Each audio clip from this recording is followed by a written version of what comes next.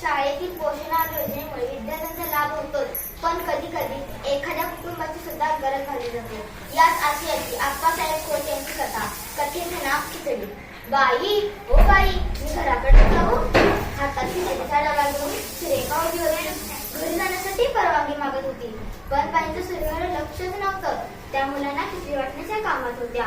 थोडा वेळ थांबून सुरेखानं पुन्हा विचारलं. तशा बाई रागाने म्हणाल्या, तुला काल सांगितलं होतं ना घरी जायचं नाही म्हणून, तरी गेलीस आणि आज पुन्हा येतेस. जा बैल जागेवर खिचडी खा. मग मात्र तुझा नाईलाज झाला. धुंड्या डोळ्यानं जन्मावल्याची जागेवर झाली. सारी मुले खिचडी खात होती, पण सुरेखा मात्र खिचडी खाणाऱ्या मुलांकडे आशा उघड्यानं पाहत होती. शेजारची मंगल खिचडी खाता खाता म्हणाली, खा तुझं सुरके. नाही बाई, मला भुका नाही. गप खा, नाहीतर बाईंचा मान खाशील. मी बाईसनी खिचडी खाल्ली म्हणून सांगेन. मी सांगेन तुझं नाव खिचडी खाल्ली नाही म्हणून. मग मात्र तिची तारांबळ उडाली.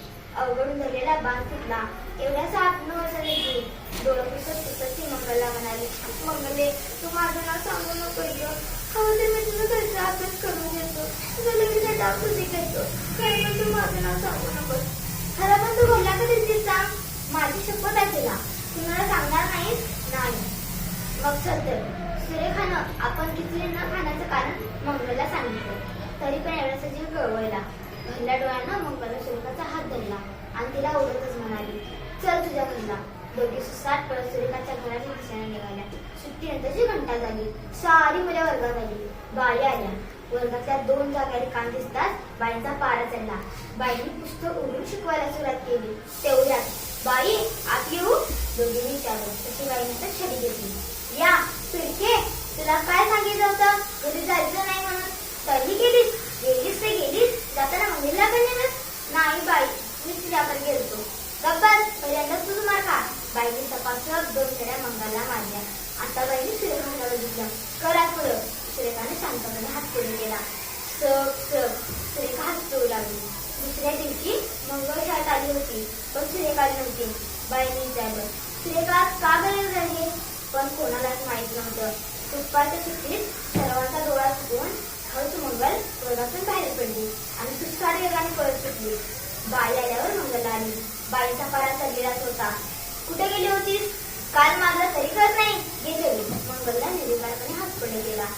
सग सग. वेदनेने हात चोळत चिंतपणे जागी येऊन उभी राहिली.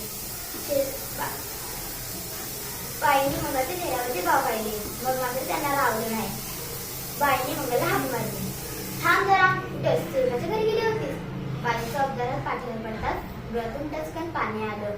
मग मला सांग मंगल, सुरेखा शाळेला का नाही आली? आजारी आहे ती.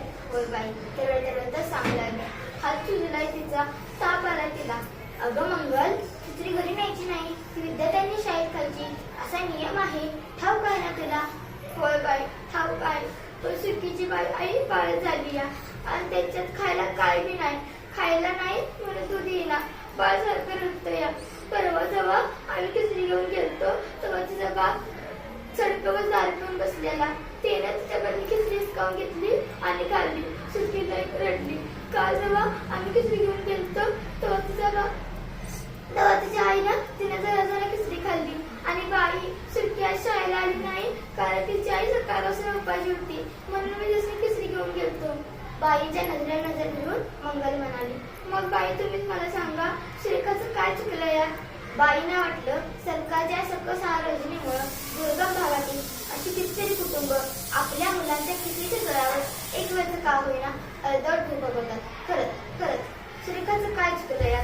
चुकलं आपलं